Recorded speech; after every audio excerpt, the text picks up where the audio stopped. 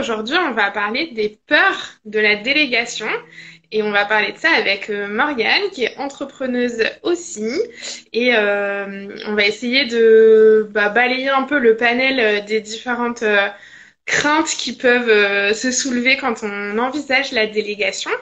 Et surtout, du coup, on va parler plus de tes peurs à toi, de ce que ça peut faire remonter, que tu nous donnes un petit peu tes ressentis aussi quand on parle de ça.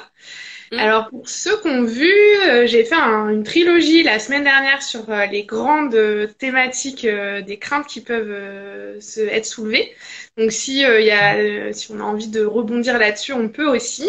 Mais aujourd'hui, on va plus partir sur toi, ton cas, tes expériences, comment tu vis un petit peu les choses. Ouais. Cool. Est-ce que tu veux peut-être commencer par nous raconter un petit peu ce que tu fais, qu'on comprenne un petit peu Ouais. Alors moi, du coup, je suis entrepreneur depuis presque un an maintenant et je suis boosteuse d'écologie, c'est-à-dire que je crée mon entreprise pour accompagner et aider les particuliers et les petites structures d'entreprise à booster leur transition écologique, c'est-à-dire à adopter des modes de vie et des gestes éco-responsables, mais Ouais. sans toute la difficulté, sans se prendre la tête. Ok. Et donc moi, je suis en micro-entreprise. J'ai tout fait toute seule. Je fais tout toute seule. Et évidemment, il y a des moments où je me sens un peu débordée, où il y a des trucs que je fais que j'ai pas forcément envie de faire, ou qui deviennent, enfin, sur lesquels je Ouais. procrastine, et où je me dis, oh là, j'aimerais bien qu'il y ait quelqu'un d'autre qui le fasse à ma place. Ouais. Et du coup, après t'avoir rencontré, en fait, ça m'a fait un peu découvrir le monde de la délégation, que ça existe, etc. Mais c'est vrai que j'ai beaucoup de freins face à ça. Ouais. Euh, et notamment, le premier qui me vient, comme beaucoup, voilà, quand tu commences, parce que moi, voilà, je suis toute seule et ça fait pas très longtemps que je suis lancée, c'est le budget, en fait. Tout de suite, je me dis, jamais j'aurai les moyens de me payer quelqu'un. Et même si j'ai les moyens, à l'instant T, est-ce que c'est une bonne idée? Est-ce que ça va être rentable? Ouais. C'est-à-dire, et si je génère jamais assez de chiffre d'affaires pour rembourser cet investissement, etc. Donc ça, c'est vraiment moi, je dirais presque mon plus gros blocage. Ouais. Ouais. Du coup, j'aime bien le dernier mot que tu as employé, investissement, puisque c'est vrai que le premier frein, effectivement, c'est cette partie budget. Est-ce qu'on va avoir les moyens? Est-ce que on va réussir à payer son prestataire tous les mois, etc. Et en fait, à partir du moment où on le voit comme un investissement, le prisme il change complètement. C'est-à-dire que c'est plus quelque chose qu'on doit payer, donc on doit subir, mais c'est quelque chose qu'on va investir pour la pérennité de son entreprise ou le développement de son entreprise ou l'atteinte de nouveaux objectifs pour son entreprise. Donc c'est vrai que c'est quelque chose qui déjà change beaucoup le prisme sur lequel on peut se baser pour voir la délégation. Et après aussi sur la partie budget, je pense que ce qui nous fausse beaucoup, c'est les fausses croyances concernant le prix des choses. Parce qu'au finalement, euh, le prix de cette prestation, le budget qu'il va falloir lui allouer, va complètement dépendre de ce que tu vas mettre dans cette prestation. Parce que finalement, si tu demandes à quelqu'un juste quelques heures par mois, effectivement, ça va pas te coûter si cher que si tu prends un bras droit qui va travailler à temps plein sur ton entreprise. Et là, effectivement, il va y avoir beaucoup plus de budget à développer. Mais c'est voilà un petit peu comme quand on veut que quelqu'un vienne faire le ménage chez nous, le budget n'est pas le même si c'est 2 heures de prestation tous les 15 jours ou si c'est 6 heures de prestation toutes les semaines. Bien sûr, le budget ne sera Ouais, pas le même. Et puis ouais. le dernier truc, je pense qu'on peut dire aussi sur la partie budget, c'est que finalement, le temps que toi, tu passes à faire cette tâche-là, elle a Mhm. un coût aussi. C'est aussi un budget, c'est-à-dire que le temps que toi tu passes à faire ça, tu ne le passes pas à faire autre chose et ça se monétise. En fin de compte, ton temps vaut aussi de l'argent. Et si tu prends le fait que toi, t'es pas expert dans ce domaine-là, que c'est peut-être quelque chose que tu n'as jamais fait et que bah, tu galères un petit peu, c'est pas fluide, tu tâtonnes, ben, finalement, tu vas peut-être prendre 2 fois plus de temps que quelqu'un qui le ferait pour toi et pour qui bah, c'est facile parce que c'est son métier, donc il va vite. Et dans le prisme de se dire c'est cher, peut-être que c'est parce qu'on prend en compte aussi que nous, bah, par exemple, ça nous prend 8 heures de notre semaine. Alors que si on prenait quelqu'un qui sait très bien le faire, ça lui en prendrait peut-être qu'une ou deux. Ouais, et peut-être aussi quelqu'un qui est moins perfectionniste et qui du coup perdrait moins de temps sur les détails, Oui, clairement. oui, bah ouais. Ça, c'est la partie émotionnelle qu'on a de nous être liés émotionnellement à notre entreprise et de se dire, j'ai envie que tout soit parfait, c'est mon petit bébé, j'ai envie d'y mettre tout mon cœur. Et c'est vrai que quelqu'un d'extérieur, il n'a pas cette relation émotionnelle à l'entreprise et il va faire quelque chose de fonctionnel, rapide, efficace et il va pas mettre ce petit côté. Ouais. Ouais, il va répondre au cahier des charges en fait, tout bêtement. C'est ça, c'est ça. Et je voulais dire un truc. Attends. Oui, c'est que souvent dans le budget aussi, enfin moi en tant que novice de tout ça, j'ai l'impression qu'il faut forcément avoir une grosse presta pour intéresser un freelance qui va prendre en compte la presta. Et Ouais. du coup, je me dis, par exemple, je sais pas, moi j'ai juste 3 vidéos à monter. Ça va pas intéresser quelqu'un de me monter mes 3 petites vidéos de 5 minutes en fait. Et donc, bah, tu vois, il y a toujours cette projection aussi de les autres sont mieux, les freelances c'est pour les autres, la délégation c'est pour ceux pour qui ça cartonne. Mm. Et du coup, bah, moi je suis un peu. Euh, je dois rester avec mes blocages et avec mes petites vidéos. Et du coup, en plus, bah, je vais mettre super longtemps à les tourner et gna gna gna. Ouais. Ouais, ça, c'est hyper intéressant aussi, c'est un peu de se dévaloriser, de se dire est-ce que vraiment j'ai le niveau pour faire appel à quelqu'un? Mm. Et en final, bah, pourquoi on n'aurait pas le niveau? Parce en fait, lui, le prestataire auquel on va faire appel, bah, c'est son métier. Donc, qu'il accompagne des grosses structures ou des petites structures, ça reste son métier. Et si on pose pas la question, surtout, on peut pas savoir si ça va l'intéresser, s'il va vouloir travailler avec nous ou pas. Donc, bah, c'est vrai que tant qu'on ne fait pas la démarche, le pas d'aller vers l'autre et de poser la question, on ne saura pas. Et puis, au final, aujourd'hui, il y a quand même vraiment beaucoup de prestataires qui se rémunèrent à l'heure, qui facturent à l'heure.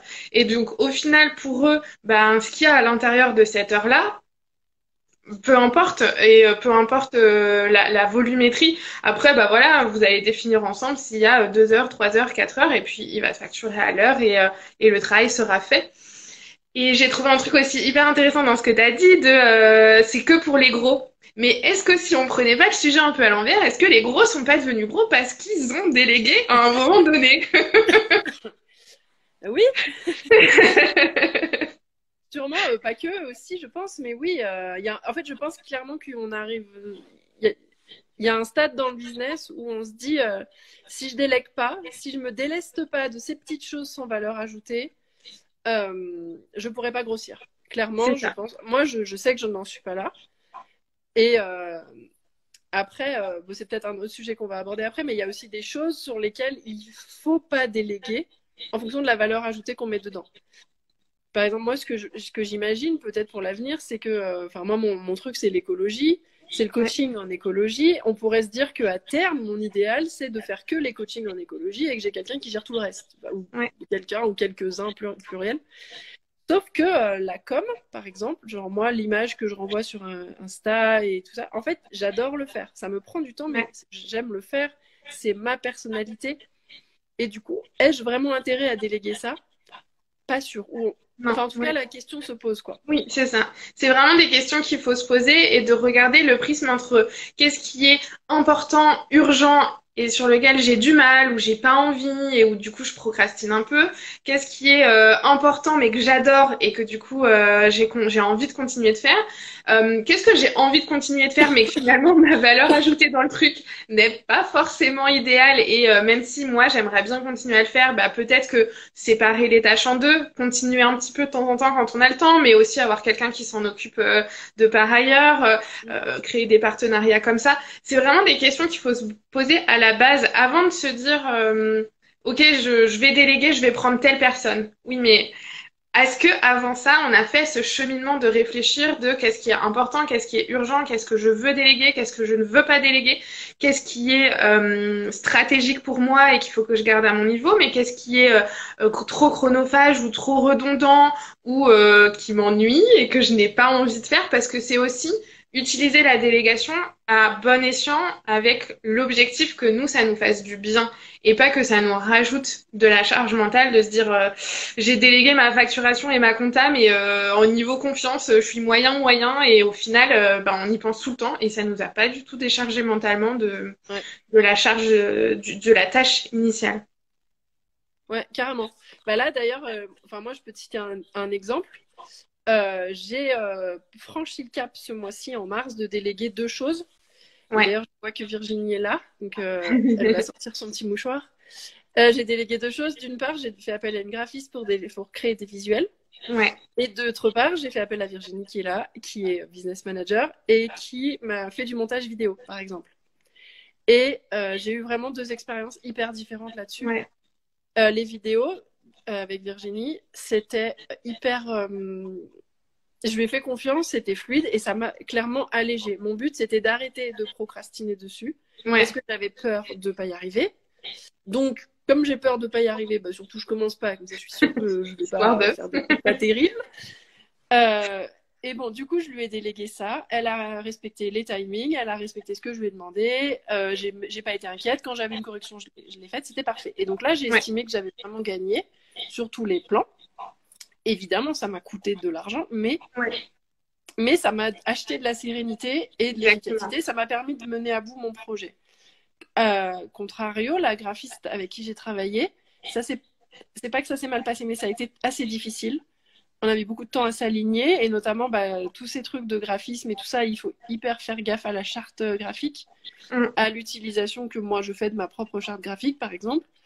Et là, ça a été un peu douloureux et ça a fait exploser ma charge mentale à une certaine période du mois C'est où j'avais ça. plein d'autres choses à gérer et dès qu'elle me renvoyait une version, ça allait pas du tout. Ouais. C'était pas qu'elle travaillait mal, mais que ça me correspondait absolument pas. Et là, je me suis dit, punaise, ça c'est quand même une pas bonne expérience et je me suis Ouais. dit plein de fois, j'aurais dû le faire moi-même. Oui. Donc, c'était pour rebondir sur le fait qu'il faut que ça nous serve et que ça nous allège et pas que ça nous alourdisse. Donc, il faut bien Exactement. choisir, et c'est aussi ça, du coup, que je voulais te demander, c'était, faut bien choisir ce qu'on veut déléguer.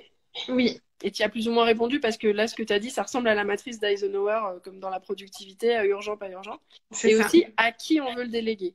Ouais. Et là, même moi, je fais le parallèle avec quand on veut acheter une maison et qu'il faut aller faire le tour des banques. Ça prend un temps de dingue Ouais. et on fait appel à un courtier. Oui. Enfin, pas tout le monde, mais on peut. Et là, je me dis, le jour où je veux déléguer, je sais pas, mes articles de blog ou quoi, comment je choisis, comment je suis sûre de tomber sur la personne avec qui ça va bien se passer, quoi. Ouais, et ben là, du coup, on arrive typiquement dans le second sujet, qui était le second sujet de la trilogie de la semaine dernière, qui est la confiance. Comment on va faire pour trouver la personne en qui on va pouvoir mettre toute notre confiance et confier, comme on disait tout à l'heure, un peu notre bébé, parce que notre entreprise, on l'a construite, on y a mis beaucoup d'émotionnel.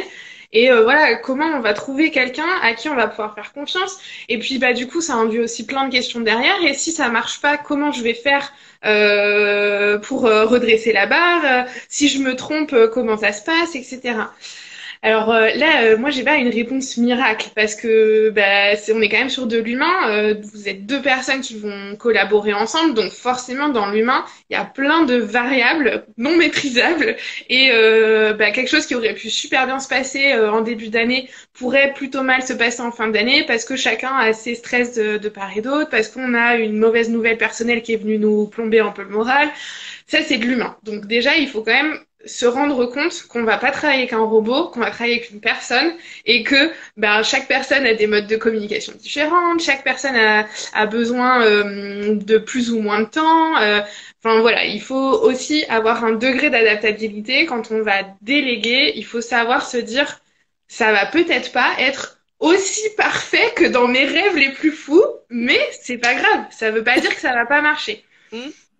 Et puis après, là, c'est un peu ce rôle de courtier dont tu parlais que moi, je propose aussi d'adopter pour trouver la bonne personne, justement. En tout cas, essayer de trouver la meilleure des personnes. C'est-à-dire qu'il faut un peu se défocus de dire non mais moi je veux et imaginer un peu cette licorne ou ce mouton à cinq pattes dont on parle souvent et se dire je vais essayer de trouver la meilleure personne qui va correspondre à ce dont j'ai besoin et à ce que j'ai besoin de faire. Donc là, bah, effectivement, moi, je peux vous mettre en contact et vous accompagner aussi dans cette démarche de début de partenariat pour mettre les choses propres dès le début, partir sur des bases saines et solides.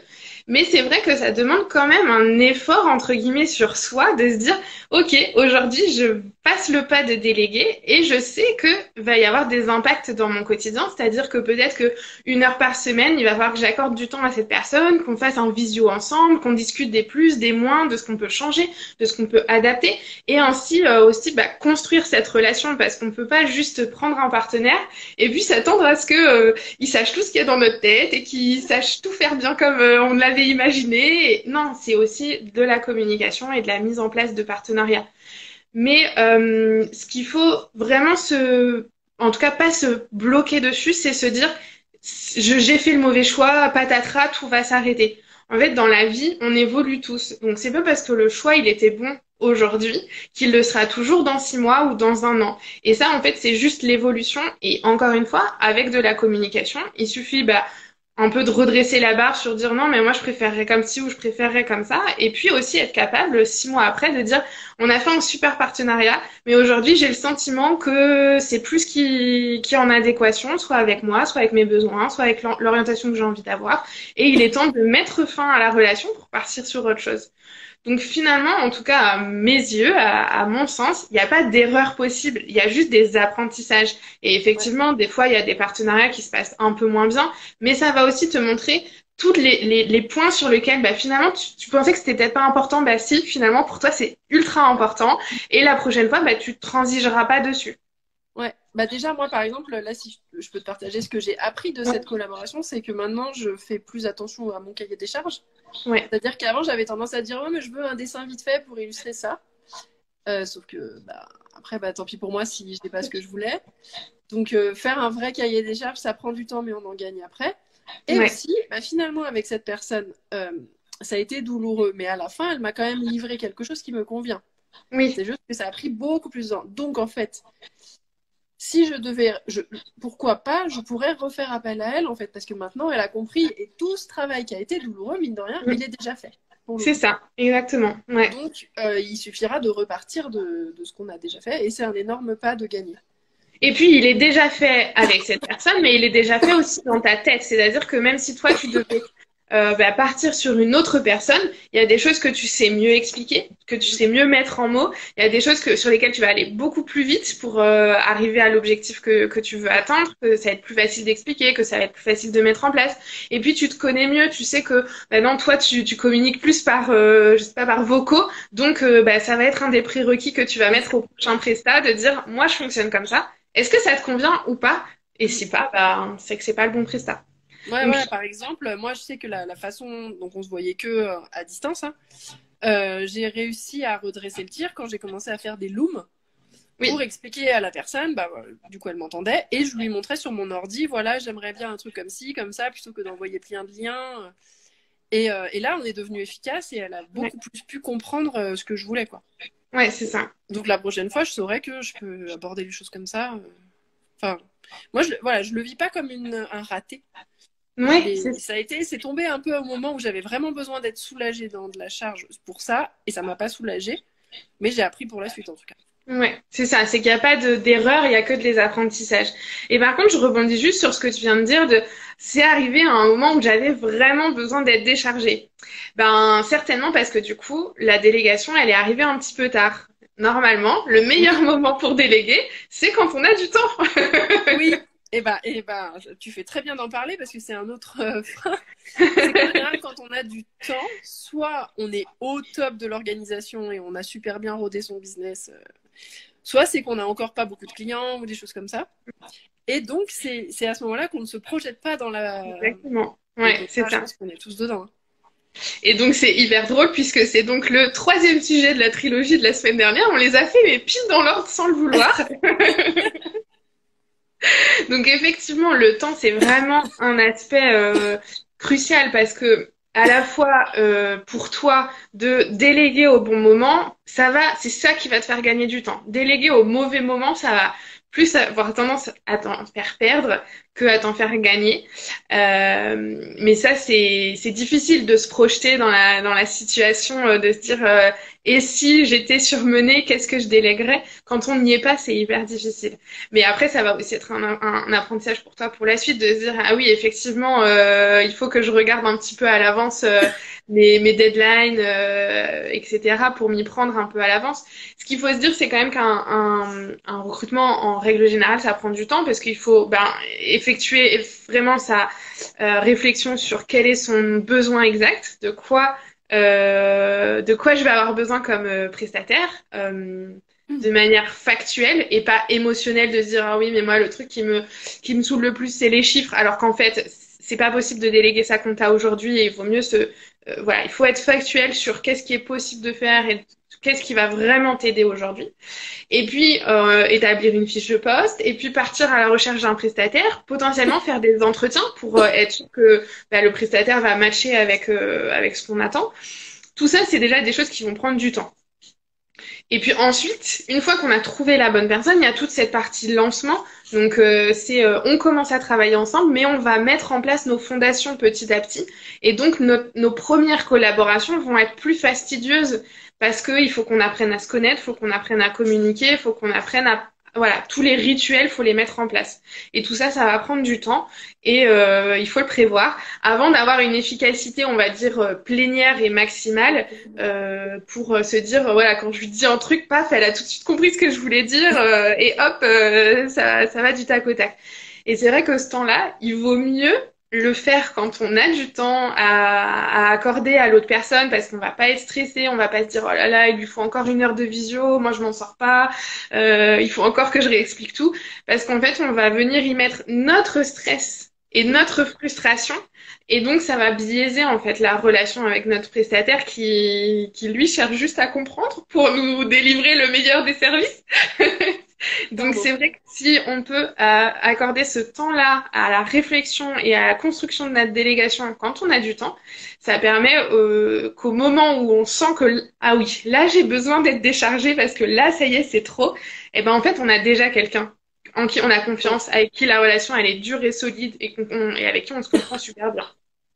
Après, non, mais je vois super bien ce que tu veux dire et je trouve que c'est quand même enfin, évidemment, c'est le modèle parfait. Dans les business, la plupart des business, surtout en auto-entreprise, là, quand on est tout seul et qu'on n'a pas forcément.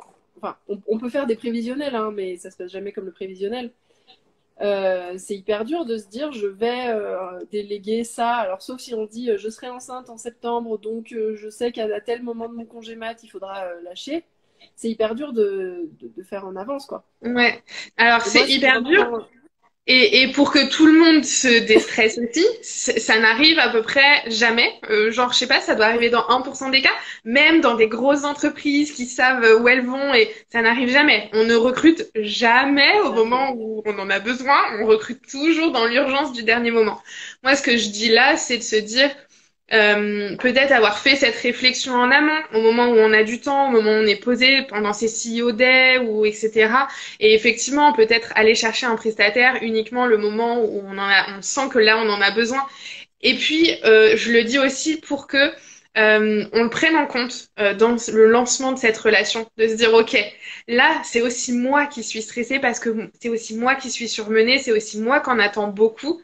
Alors faut aussi que je relâche un peu la pression et que je lui accorde du temps parce il y en a besoin en fait. Et n'importe quel prestataire qu'on aura en face de nous aura besoin de ce temps-là d'adaptation, de compréhension et de construction du partenariat. Toi, c'est quelque chose que tu proposes, ça, par exemple, tout à l'heure, tu m'as dit savoir qu'est-ce que tu délègueras quand tu seras débordé.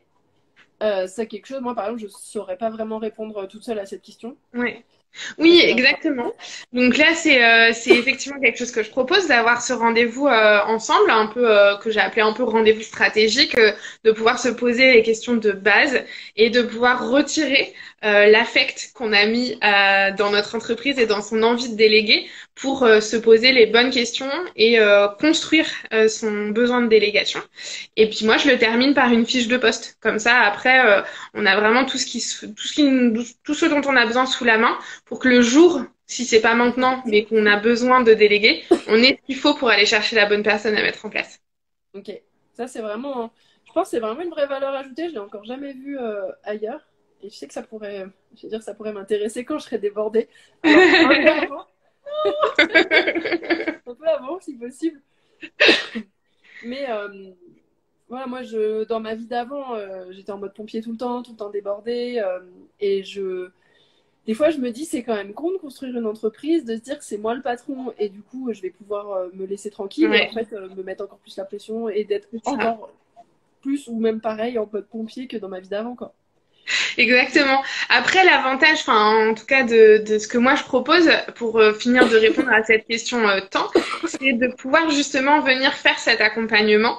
Et donc, que même si finalement tu es un peu en mode pompier et recruter vite en urgence un prestataire alors que tu es débordé, comme c'est moi qui vais pouvoir venir t'accompagner sur les bonnes questions à se poser, ça te simplifie. L'esprit aussi, c'est pas à toi de tout aller chercher, je vais pouvoir t'amener des questions. Ouais. On va établir la fiche de poste ensemble et puis c'est moi qui vais aller chercher le prestataire qu'il te faut en face.